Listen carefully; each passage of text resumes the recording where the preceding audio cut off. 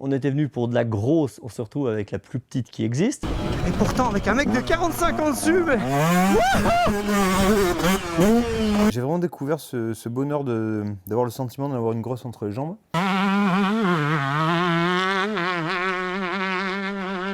Ne t'arrête pas. Ouais, je m'en fous. Mets-moi-en partout. Ça sert à rien. Je suis en plein orgasme. Ça coûte super cher. Oh mon Dieu! Oh mon Dieu, est-ce que c'était bon? Oh putain. Là, elles sont sur moi, défonce-moi.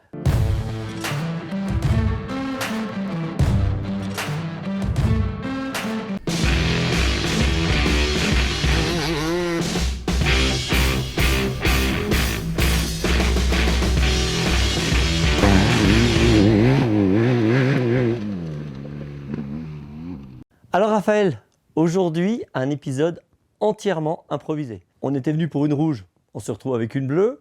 On était venu pour de la grosse, on se retrouve avec la plus petite qui existe. Rien n'était prévu, mais finalement, ça a été le don du ciel. Ça a été le don du ciel et puis ça a été surtout un rebondissement incroyable, Pierrick. Qu'est-ce qui s'est passé sur le retour de cette vidéo? Ben, non seulement c'était pas prévu de l'essayer, mais alors l'acheter, là franchement, et en plus c'est ni moi ni toi. Non, non. Les deux, on s'est un petit peu... On s'est chauffé, on sait même pas pourquoi on l'a acheté. Non. Mais l'objet... L'ambiance. L'ambiance. Verdure ouais, et carnet, une fois de plus. Non, et puis là, on est carrément dans le... Ouais, c'est une sorte d'œuvre.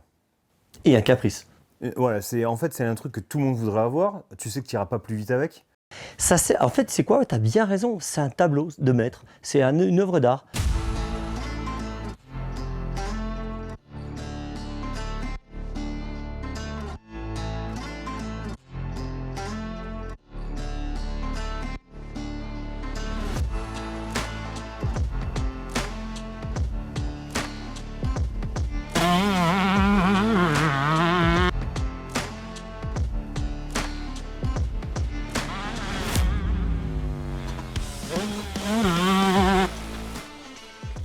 Exactement, celle qu'on a tous rêvé de voir à l'automne dernier sortir avec le cadre périmétrique en aluminium, avec toutes les dernières nouveautés de la YZF, limite même le filtre, tu sais, au perché. Ouais. On pensait à tout ça. Ce n'est pas arrivé. La moto était quand même d'enfer en 2022, le moteur est bon, le châssis est bon, mais on voulait ce côté YZF, parce que qui gagne? C'est Ferrandis, c'est Siever, et il roule sur ce cadre périmétrique, on voulait tous le même. Et on avait été déçus d'avoir un cadre qui ressemble à l'ancienne génération.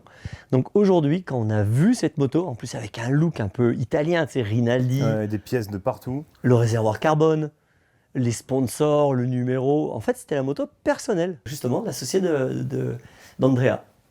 Alors, parlons d'abord de ce cadre, de ce châssis. Pour beaucoup de personnes, châssis rime avec Honda, depuis maintenant, on va dire, bien plus d'une décennie.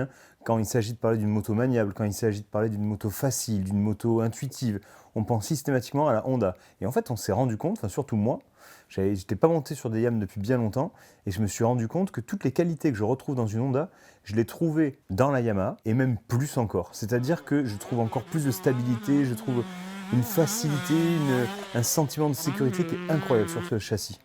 Ouais, alors moi j'aimais beaucoup le côté maniable de la Honda, j'aimais beaucoup retrouver ça également sur la Suzuki par exemple. C'est vrai. Malgré tout, la Yam, moi je la trouvais un peu, alors pas aussi stable, camion, sécurisante que la KTM, qui pour moi est la moto de stabilité par excellence, très longue, très sûre, un peu exigeante à virer vite fait quand tu n'es pas un bon pilote. C'est-à-dire que si tu ne t'assois pas devant sur la selle, c'est un peu plus compliqué, mais on va dire que c'est du détail. Et ben, dans cette Yamaha, j'ai envie de te dire que j'ai retrouvé la stabilité de la KTM et la maniabilité de la Honda. Et j'avoue que je l'ai redécouvert grâce à cette 125. Allez Raph, je t'emmène au guidon, c'est 125 Yamaha, la vraie. Mon Dieu, ça craque.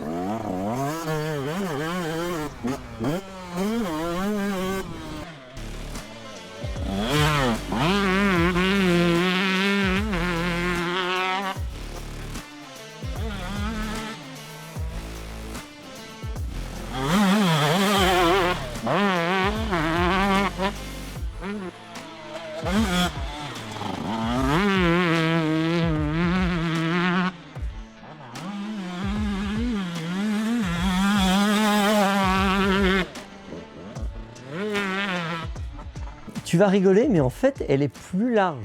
Et on pourrait penser, bah, plus c'est fin, plus c'est maniable. Eh bien, pas vraiment en fait. Cette largeur, si tu veux, au moment où tu arrives au freinage, on sent qu'elle est assise. On a le truc d'avoir quelque chose entre les jambes, tu sais. Donc, il n'y a pas cet effet un peu vicieux de droite-gauche. Elle est vraiment plus posée, donc ça, j'aime beaucoup. Et en fait, la maniabilité, c'est quand même plus la longueur. C'est quand même plus, j'ai envie de te dire, l'angle de chasse, la longueur totale de la moto qui va faire la maniabilité. On peut avoir une moto très large, maniable, et à l'inversement, une moto super fine, mais impossible à virer parce que la moto est un peu plus longue, tu vois ce que je veux dire? C'est la différence d'ailleurs entre un 80 et une 4,5. Entre les jambes, un 80 et une 4,5, il n'y a quand même pas énormément de différence. Et pourtant, dans une ornière, c'est pas la même non plus. Ouais, j'ai vraiment découvert ce bonheur d'avoir le sentiment d'avoir une grosse entre les jambes. Et non, mais il y a un truc qui est récurrent sur les Yamaha et je ne me l'explique pas. C'est quand je rentre dans des trous au freinage avec une Yamaha. Je veux dire, on peut dire non, mais ça c'est des suspensions. Mais je ressens ça que sur la Yamaha. J'ai l'impression que le châssis, je sais pas, on dirait qu'il épouse la piste. Non, elle ne rebondit pas. Il n'y a pas les petits coups de raquette avec ce châssis. Alors je pensais moi que ça venait du 4 temps. Parce que si tu veux, des 125 et des 2,5 YZ, on en a déjà eu. Ouais. Avec ce petit effet 2 temps, tu sais, très électrique, on va dire, au freinage, tu sais. Et je pensais que ça venait simplement du 2 temps. Donc en mettant ce moteur de 125 KTM à l'intérieur du châssis de la 2,5 YZF, je pensais retrouver l'effet 2 temps. Il n'est pas apparu. C'est-à-dire qu'on le voit sûrement bien dans les vidéos, mais j'arrive au freinage, la moto ne bouge pas, elle ne bronche pas. J'ai juste à l'inscrire, si tu veux, dans l'ornière, et il n'y a rien qui se passe, quoi. C'est fabuleux.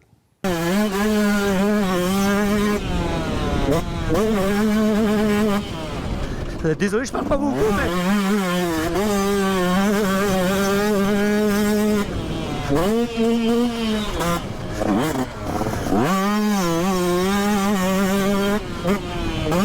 Je suis en plein orgasme.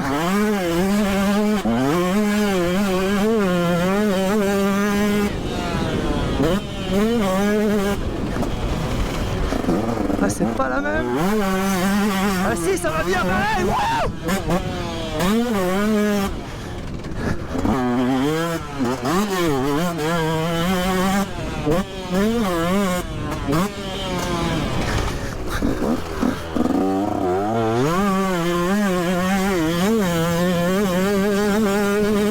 Oh, c'est tout.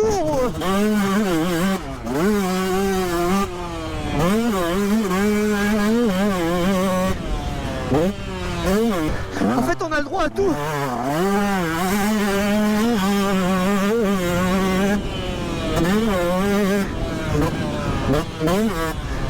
On a le droit à tout. Oh mon Dieu. Oh mon Dieu, est-ce que c'était bon. Oh putain. Oh mon Dieu. Putain, mais j'avais pas ressenti ça depuis longtemps. Oh, je vois son sourire.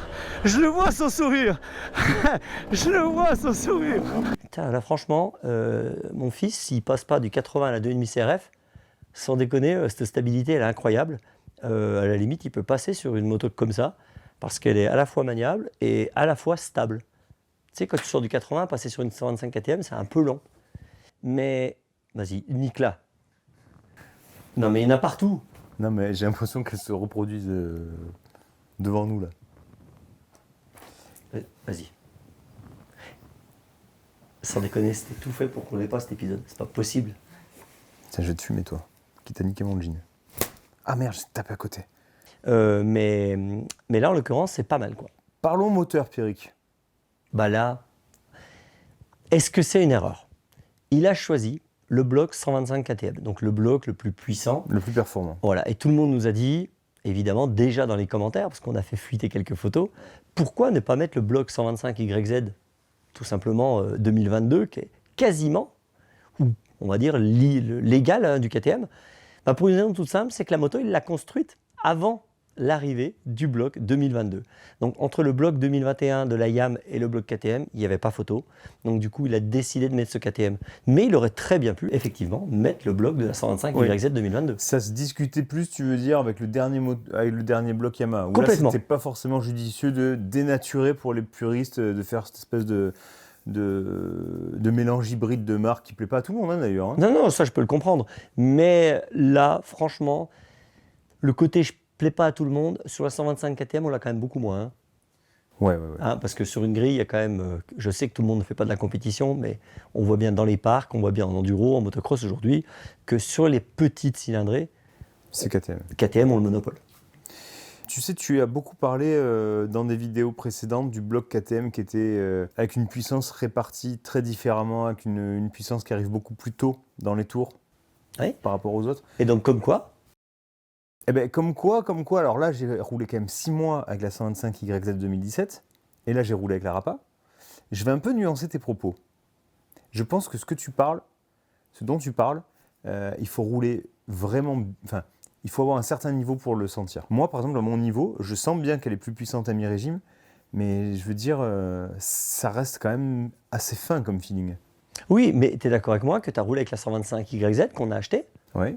et tu as roulé avec celle-là, tu Ouais. sens la différence de force en bas. Oui, il y a une différence de force. Moi, je ne la sens pas en bas, la différence de force. Je la Au sens milieu à partir du milieu. Ok. En bas, je suis trop en bas pour sentir la Ouais, différence. je peux complètement le comprendre. Mais si tu veux, cette puissance qu'il y a au milieu sur le bloc KTM, elle te fait penser à quoi? Qu'est-ce qu'il y a de la puissance au milieu aujourd'hui? Un 4 temps. Eh ouais. Comment coller plus à l'original, la 2,5 YZF, ce moteur très puissant en bas, t'en as une. Ouais. Ce moteur très coupleux, des boîtes qui tirent long. Comment coller à ça avec un deux temps? Bah, tu prends le moteur qui a été vraiment mis au point pour avoir le plus de puissance en bas, même s'il n'y en a encore pas assez. Tu l'as retrouvé sur la 150, Ouais. mais jamais sur la 125. Non, c'est vrai. Bah, disons que le moteur KTM, le bloc 125 KTM, correspondait, je trouve, le mieux à ce châssis. Alors, le nouveau, évidemment, 125 YZ 2022, avec une ligne, avec peut-être un boîtier, tu sais, guette, quelque chose comme ça, correspondrait aussi, évidemment. Mais on n'est pas là pour parler de ça. L'idée, c'était de savoir, est-ce qu'un deux temps marche? Dans un châssis de 4 temps. Voilà. Et est-ce que cette 125, on va l'appeler YZ 2023, aurait été une bonne idée pour Yamaha?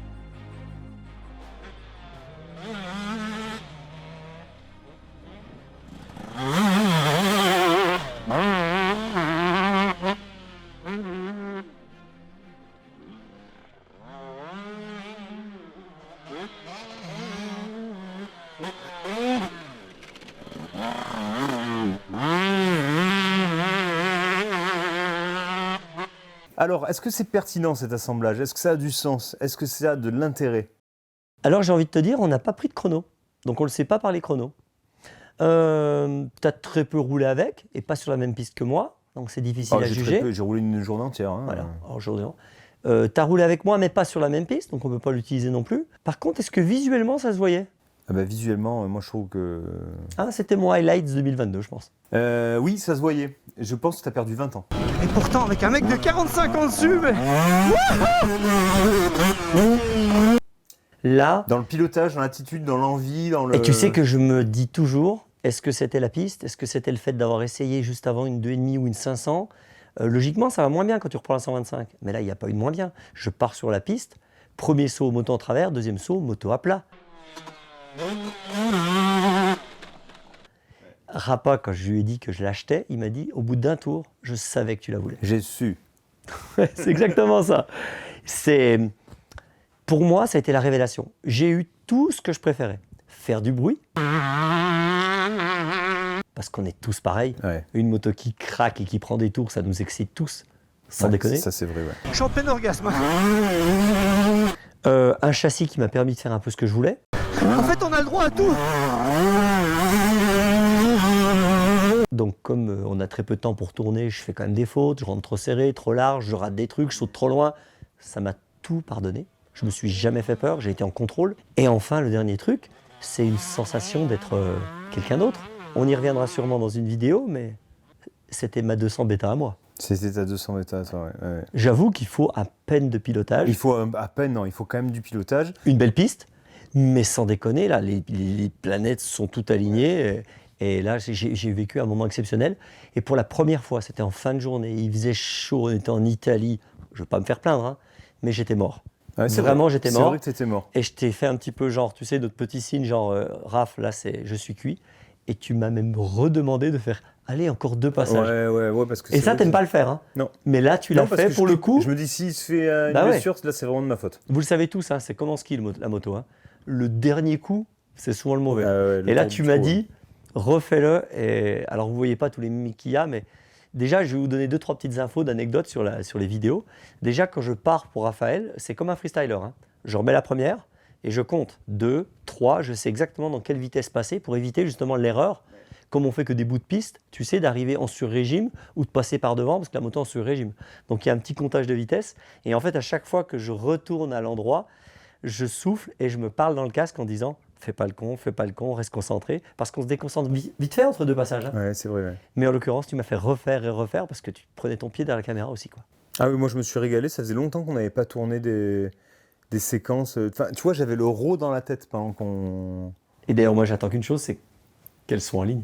Ouais. Vraiment. Alors cette vidéo, elle est importante, Pierrick, parce que c'est la première que je ne monte pas. Oui. Fais pas de montage. Le mec, il est tellement blindos maintenant et il délègue. Ouais, parce qu'en fait, on a eu beaucoup de succès avec le coaching et on a décidé de passer le step supérieur. Tout le monde le sait aujourd'hui, on va faire le Touquet, les deux, toi et moi. On aura des invités, on aura peut-être des abonnés avec nous. Et donc, on veut faire un coaching sable vraiment percutant. Et donc, on va passer des journées et des journées à fibrer dans le sable pour donner tous les trucs pour réussir son Touquet. Donc, tu as besoin de temps pour tourner. Et en l'occurrence, on espère avoir des monteurs. On va sûrement rechercher des graphistes. On augmente un peu notre taille de manière à vous donner plus de trucs, faire plus de vidéos. Et il y a peut-être le retour des GoPro.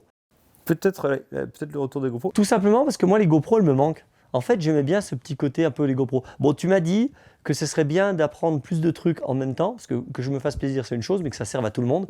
Donc, tu sais quoi, je mettrai des petits trucs pour régler les suspensions, faire de la mécanique. Ça pourrait être sympa. Donc, n'hésitez pas à vous abonner, en tout cas, pour suivre toutes les nouvelles aventures et puis retrouver des vidéos comme celle-là qui est folle, en espérant qu'on ne les achète pas toutes les motos qu'on essaye quand même. D'ailleurs, cette moto, on fait quoi? On la vend? On fait quoi? On la vend en version occasion. Elle sera peut-être déjà partie au moment où vous regardez la vidéo, mais en tout cas, elle est disponible en version neuve. On peut reparler quand même de 2-3 petits détails techniques dessus. C'est quand même l'amortisseur, la bonbonne est passée de gauche à droite. Parce que vous le savez, la Yamaha, l'amortisseur est à gauche, mais en l'occurrence, comme la boîte à air est au-dessus, il a fallu qu'ils mettent une boîte à air en dessous. Ouais. Et donc, il est passé avec le carbu sur la partie gauche, donc la bonbonne, il l'a découpé, il l'a remis à droite. C'est fou. Non, c'est un travail de dingue. On l'avait expliqué dans la visite Rappa. Donc, pour reparler évidemment de Rappa et de l'activité de cet orfèvre, de cet artiste, sachez que nous distribuons aujourd'hui pour la France et la Belgique les motos Rappa et que tout est possible. Hein. On peut choisir son châssis, on peut choisir son moteur, on peut choisir du neuf, de l'occasion. Voilà, tout est faisable. C'est super cher, mais quand vous avez le prix en tête, dites-vous bien qu'il a acheté 2 motos et qu'il a passé une semaine dessus. Ouais, c'est ça. Donc remettez-vous ça et que lui, il est capable en plus de descendre le prix en revendant le moteur. Chose que nous deux, par exemple, si on nous donnait le moteur de la 2.5 YZF, par exemple, on ne saurait bien pas quoi en faire. C'est clair. Donc voilà, passez-nous un email, rappa@mxtest.fr. On le fait apparaître à l'écran, putain, c'est dur à dire. rappa@mxtest.fr. Voilà. Pierrick, pour conclure. Non, on a déjà conclu, c'est bon. Moi, je trouve qu'on a déjà conclu. Bon. Tu sais que le spécialiste des suspensions de Yamaha MXGP s'est fait la même moto, mais avec un 2.5 YZ à l'intérieur. Ouais, un 2.5 de temps. Ouais. Donc, Ludo Bottazzini. Et donc, ce serait marrant d'essayer ce pendant 2.5 YZ. Donc, si quelqu'un en a une ou si quelqu'un veut qu'on l'essaye au moment de lui donner, il n'y a aucun souci, nous on est pour. Hein. Toi aussi ? Carrément.